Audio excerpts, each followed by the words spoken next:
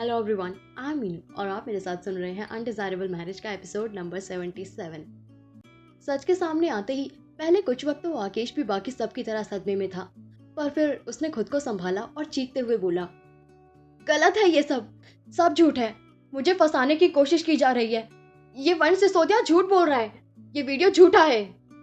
और ये कहते हुए वो हकलाए जा रहा था, जिसे सुनकर वंश एक तंजिया हंसी हंसते हुए बोला, बकवास और झूठ तुम अपना बंद करो, क्योंकि यहाँ सब जानते हैं कि मेरे पास इतना वक्त नहीं कि तुम जैसे दो कौड़ी के इंसान पर बर्बाद करूं, वो भी बेफालतू में किसी ऐसे झूठे वीडियो के लिए।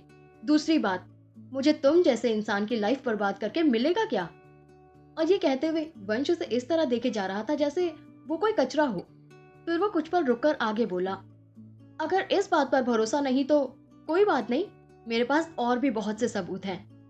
कहते हुए उसने अरविंद को कॉल किया और बोला, अरविंद बाकी सबूतों के साथ जरा अंदर आना, क्योंकि गुनहगार को यकीन नहीं हो रहा है कि गुनाह उसने किया है। वंश के कॉल करने के कुछ पल बाद ही अरविंद उस रात गायब हुई लड़की और दो आदमियों के साथ पहुंचा। उन्हें देखकर राकेश के पसीने छूटने लगे।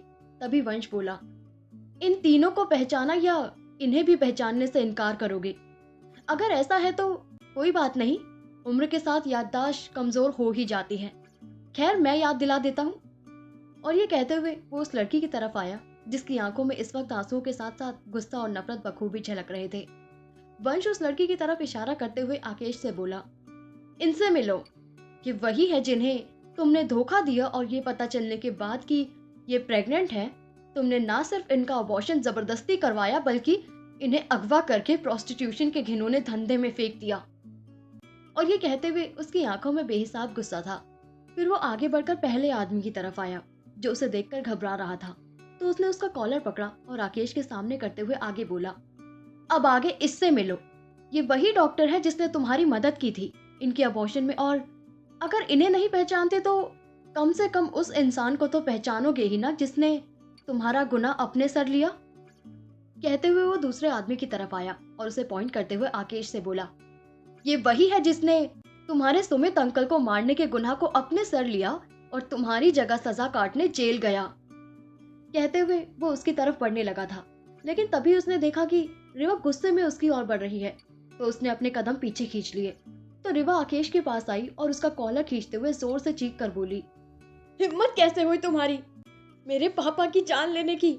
जानते भी हो तुम्हारी वजह से मैंने माँ ने क्या कुछ खोया है।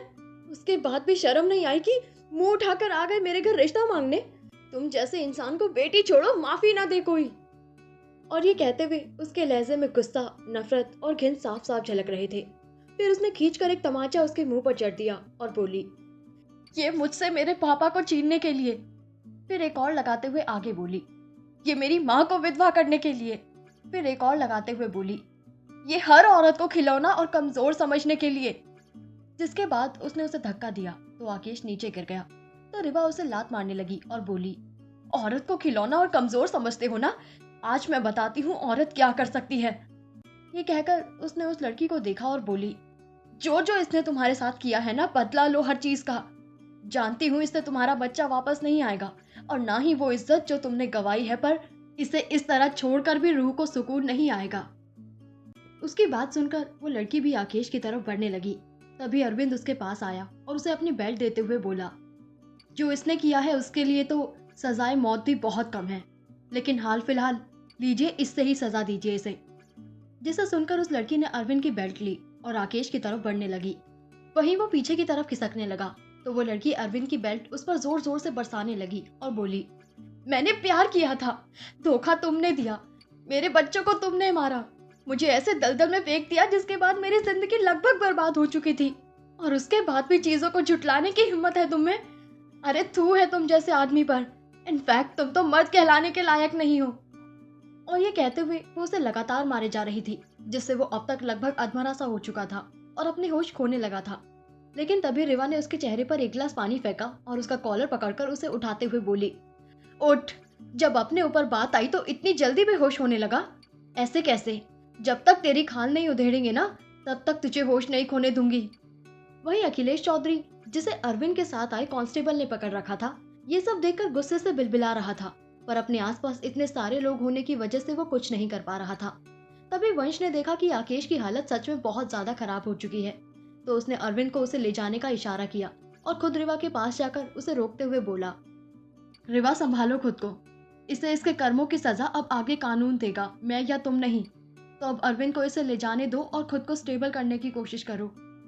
और ये कहते हुए वो उसे पीछे खींचने लगा, तो रिवा उसके साथ पीछे आ गई। वहीं अरविंद ने एक जूनियर इंस्पेक्टर को इशारा किया जो आकेश के पास आया और उसे वहां से ले जाने लगा।